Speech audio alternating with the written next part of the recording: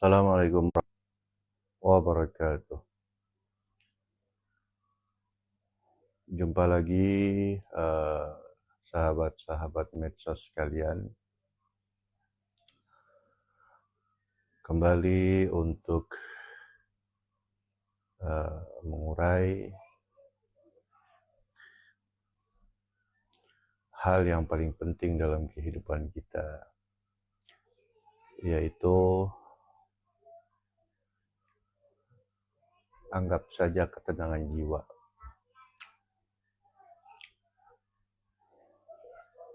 Ini ketenangan yang beneran loh.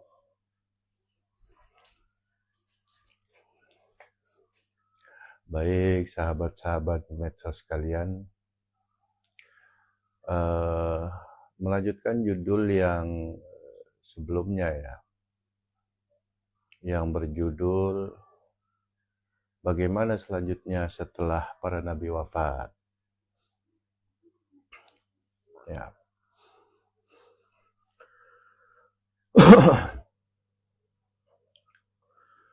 Ya, setelah para nabi wafat, tentu saja kita harus mencari pewarisnya. Nah, pewarisnya ini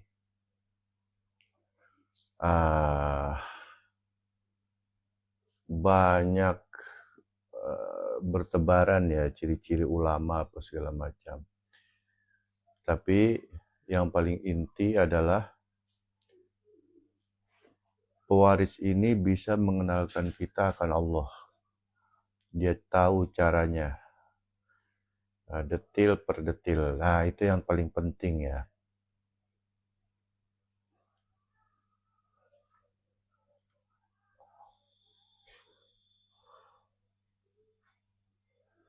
Detil per detilnya dia tahu. Kita menemukan kendala untuk mengenal Allah, dia tahu solusi yang terbaik, yang paling pas buat kita. Ya, intinya ulama billah disebutnya. Itu ciri pertama. Itu wajib, itu nggak bisa ditawar. Misal, ya kita nanti kenal Allah setelah mati, otomatis bisa ma'rifat. Oh, itu enggak. Itu bukan berarti.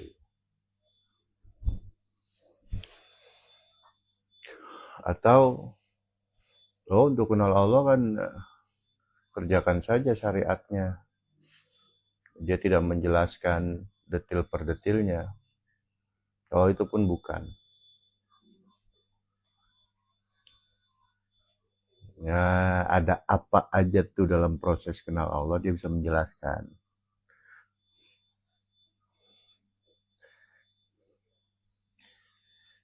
Nah, berhubung sekarang zaman sudah modern ya, masuk zaman modern, jadi ilmu pengetahuan itu sudah sangat maju pesat ya, teknologi pun maju pesat ya, walaupun ya belum ada seperti di film Doraemon gitu kan, mobil bisa terbang apa.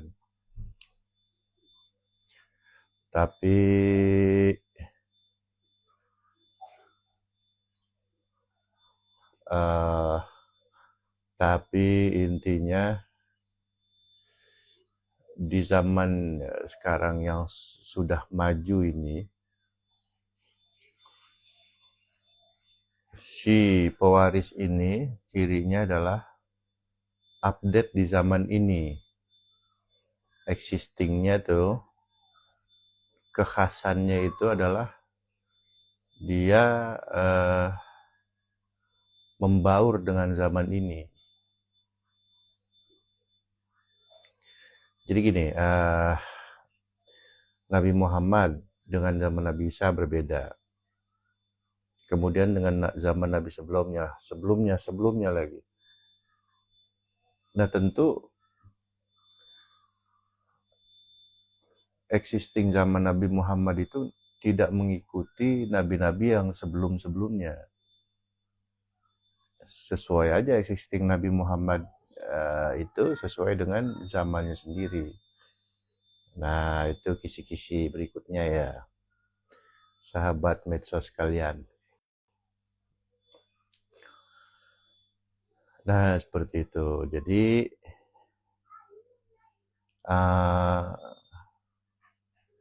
nah yang paling utama adalah, ini yang paling utama, dia tadi tahu caranya, tapi dia bisa, kalau versi saya ini Maya, dia bisa menjelaskan sesuatu yang sangat luas dan sangat rumit, udah luas rumit, tapi dengan bahasa sederhana. Dan satu lagi yang paling penting, bukan cuma bahasa sederhana, masuk akal. Kemudian tidak bentrok dengan literasi dalil manapun. Seperti itu.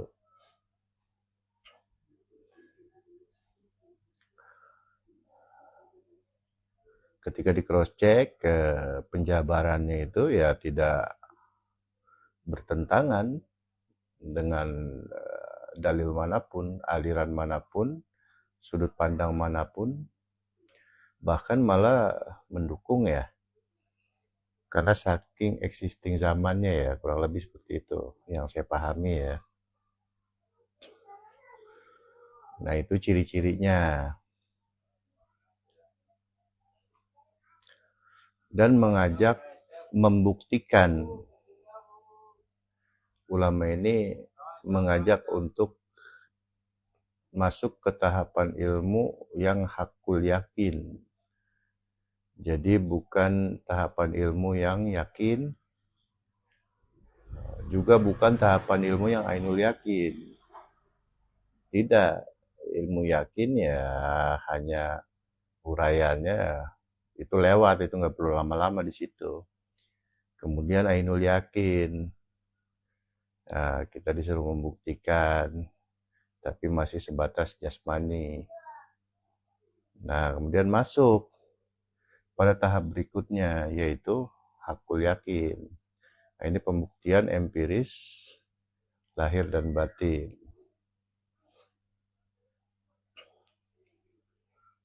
Ya, intinya seperti itu.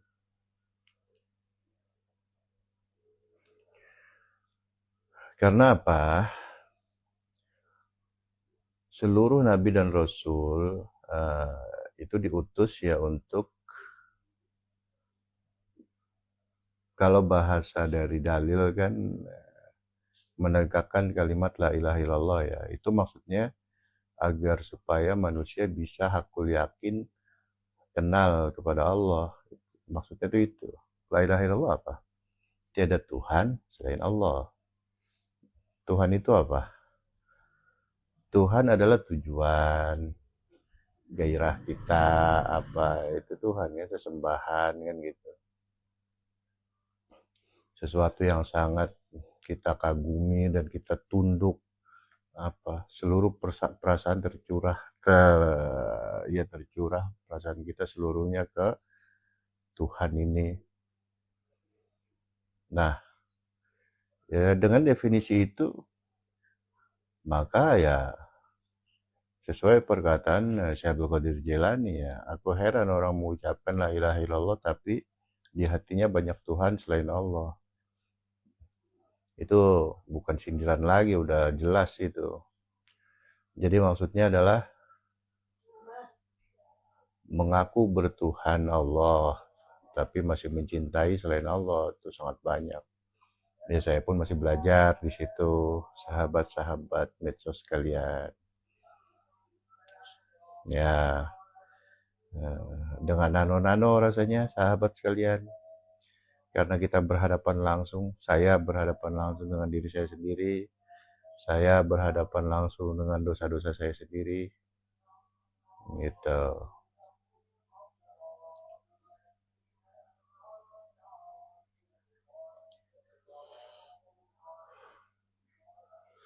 Dan saya memahami bahwa memang itu yang jalan yang harus ditempuh. Sebab kenapa? Ya kita lihat sepanjang sejarah para nabi. nggak ada yang enak. Kan para nabi itu disebutnya adalah makom tertinggi dari manusia ya. Dan ujian paling tinggi itu ya para nabi, ujiannya para nabi kan gitu.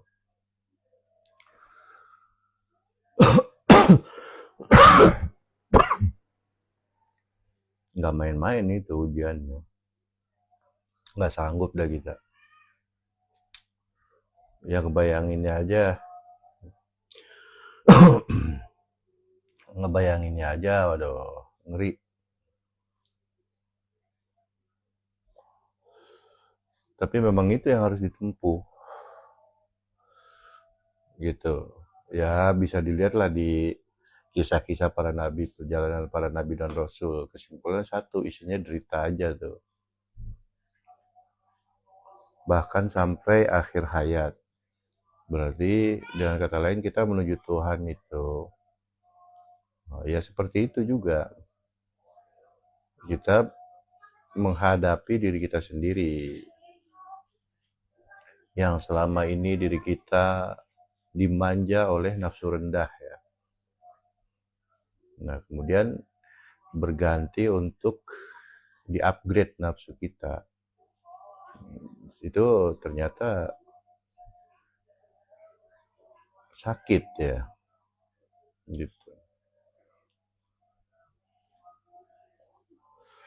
Tapi ya kita bersyukur ya, maksudnya ibarat pakaian kotor itu dicuci, ya pakaian itu berterima kasih. Sebab kalau lama dia kotor, nggak ditangani, nggak dicuci, fungsi dia sebagai pakaian itu hilang. Lama-lama bisa jadi lap misalkan. Kalau bahasa Betawi jadi topok di dapur, jadi kosedan.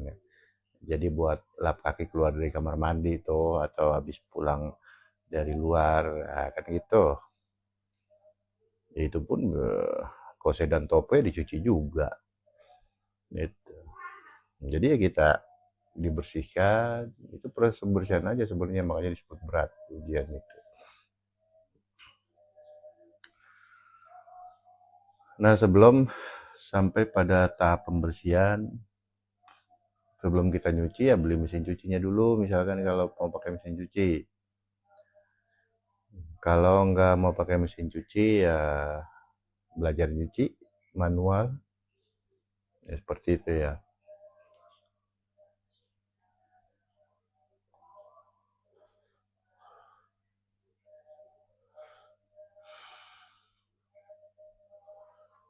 Dan kembali kepada pewaris Nabi ini ya. Ini ada pola yang menarik ya kawan-kawan sekalian ya. Jadi manusia pertama yang mencapai titik tertinggi dari kenal kepada Allah itu adalah Nabi Muhammad. Nah, semenjak itu pola estafet itu berubah. Jadi sebelum zaman Nabi Muhammad tuh adanya para nabi itu ya bisa kita sebut dari balik tabir ya.